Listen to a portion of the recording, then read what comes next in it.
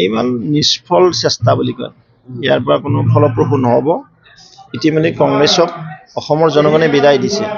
তেওঁলোকৰ সীমাহীন ভ্ৰষ্টাচাৰ, দুৰ্নীতি, অপশাসন আৰু তেওঁলোকৰ যি বাংলাদেশীৰ প্ৰতি প্ৰীতি, ভালপোৱা, মৰম যি বুলি কয় আৰু তাৰ কোনো কাম নহ'ব।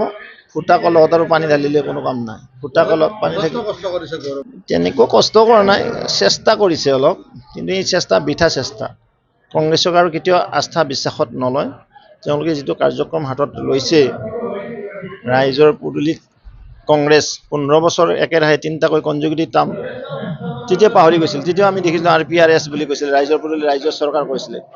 যদি ৰাইজৰ চৰকাৰে ৰাইজৰ পদূলিত গৈ কাম কৰিলেই হয়, হাজাৰ হাজাৰ লক্ষ লক্ষ কাঠৰ দলং নাথাকিলে হয়, ভাঙা স্কুল নাথাকিলে হয়, অন্যান্য আন্তঃগাঁথনি ৰাস্তা এটা ভাল নাছিলে, শিলগুটিও বিচাৰি পোৱা নাছিল কংগ্ৰেছৰ দিনত, এখন দলং বনোৱা নাছিল কংগ্ৰেছে, এখন হস্পিটেল বনোৱা নাছিল কংগ্ৰেছে।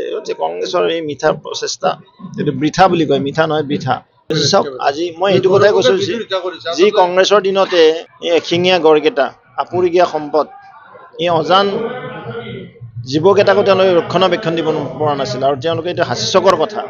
মই ধিক্কাৰ দিছোঁ, গৰিহণা দিছোঁ, অসমৰ জনগণে গৰিহণা দিব।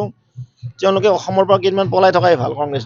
চাওক, মথাউৰি তেওঁক আদেশ দিব নালাগে। ইতিমধ্যে ৰোড কাম এম্বেকমেণ্ট, অকল মাথাউৰি বনোৱাই নহয়, মাথাউৰিক ৰাস্তা বনাই দিছে। ইয়াতো দেখা পাইছে আপুনি ব্ৰহ্মপুত। গৌৰৱ গগৈ পাহৰিয়ে গৈছে, তেওঁ নাজানে নহয় অসমৰ কথা। তেওঁ মাথাউৰিৰ পৰা গৈ পোৱা নাই, যে মাথাউৰিৰ পৰা তেওঁ 100 স্পীডত যে গাড়ী চলাব পৰা হৈছে, তেওঁ পাহৰি গৈছে। তেওঁ ভাবিছে সেই তেওঁলোকৰ সংগ্ৰাম থকা যিটো চৰকাৰ, তেওঁ দেউতাকৰ চৰকাৰ, সেইখন অসম বুলি ভাবিছে এতিয়াও। আজি এলিভেটেড কৰিডৰ হ'ব, ধন্যবাদ দিয়ক প্ৰধানমন্ত্ৰী ডাঙৰীয়াক, মুখ্যমন্ত্ৰী ডাঙৰীয়াক, যে আমি কৰিব নোৱাৰা কামখিনি অন্ততঃ মোদী ডাঙৰীয়া কৰিলে, হিমন্ত বিশ্ব শৰ্মা ডাঙৰীয়া চৰকাৰখনে কৰিছে।